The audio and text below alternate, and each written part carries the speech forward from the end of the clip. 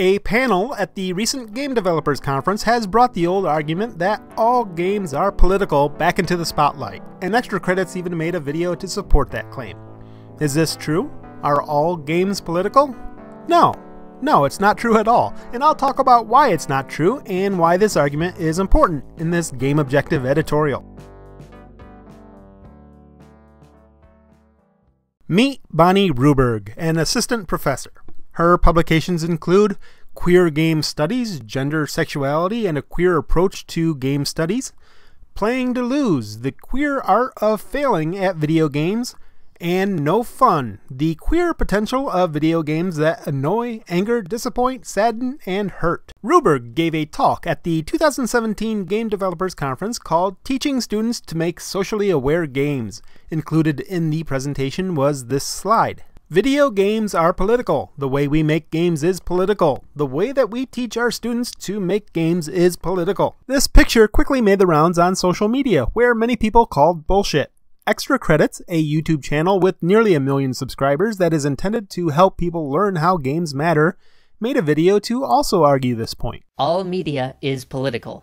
Even when it's unintentional, media shapes culture. Culture shapes society, and political views are a product of society. The argument basically says that games are products of people who are products of culture and society, which is a product of politics. Adrian Chmielash, the creator of the award-winning The Vanishing of Ethan Carter and a gifted writer, wrote a column refuting that all games are political. Here is the problem. If everything is political, then the word loses its meaning, even if we narrow it down to any human activity. Words were invented to mean specific things. That's why potato is not an answer to every question ever. If you follow his logic, he's absolutely right. If everything is political, then nothing is. If all products are made by people who are products of a political society, then that means every toaster is political, every pillowcase is political.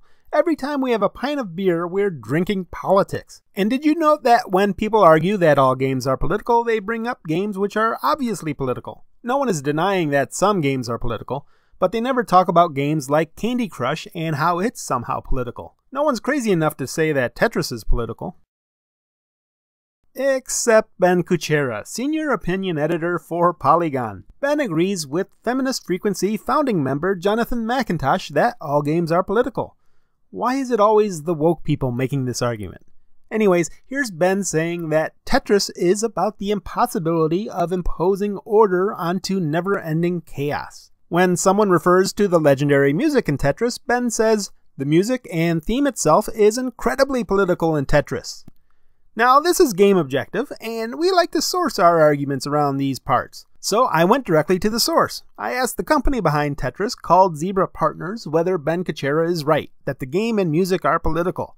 Andrea Pietraszewski wrote back saying, "Hi Brad, thanks for reaching out. In regards to your question, Tetris was not created for political reasons. Alexei Pajitnov lived in the Soviet Union when he created Tetris, but he just made the game for fun. In regards to the music, are you referring to the Tetris theme song? The Tetris theme song was first used in the original Game Boy edition. It is an instrumental arrangement of a Russian folk tune called Korobyaniki."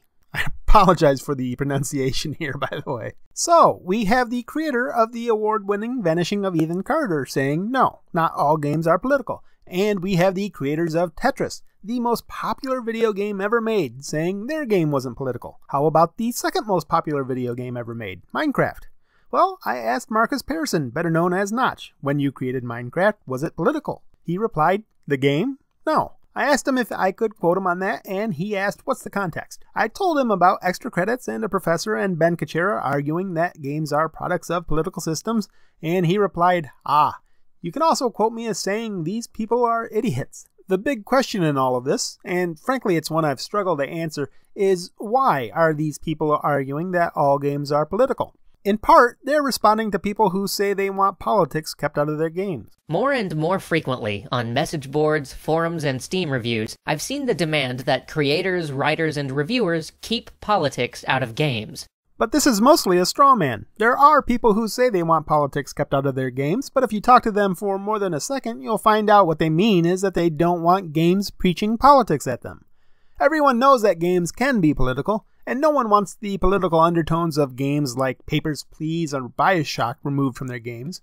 When people say they don't want politics in their games, they're saying that sometimes they just want to solve a puzzle or shoot some bad guys without being beaten over the head with some ham-fisted attempt at social engineering. But I think the main reason they argue that all games are political is because they need all games to be political in order for their brand of social commentary on gaming and the greater culture to work. If you're going to take the logical leap that Mario rescuing Princess Peach is not only sexist, but that it somehow reinforces sexism in the real world, then you have to rely on the notion that all games are political, because there's certainly no academic evidence backing that up. If we blindly accept that it's some sort of political statement, then it's not crazy to infer some political argument out of it. Because like when you start learning about systems, everything is sexist, everything is racist, everything is homophobic, and you have to point it all out. But I think this slide is the answer to why they are making the argument. Not the quote, but the part on the bottom.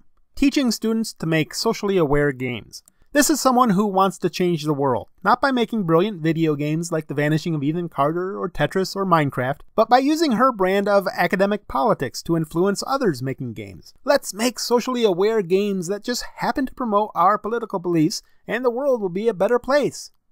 Sorry, Professor and Ben Kuchera and Extra Credits. Some games are political, yes. But sometimes it's just about sticking rocket boosters to a cow's ass and watching it go boom.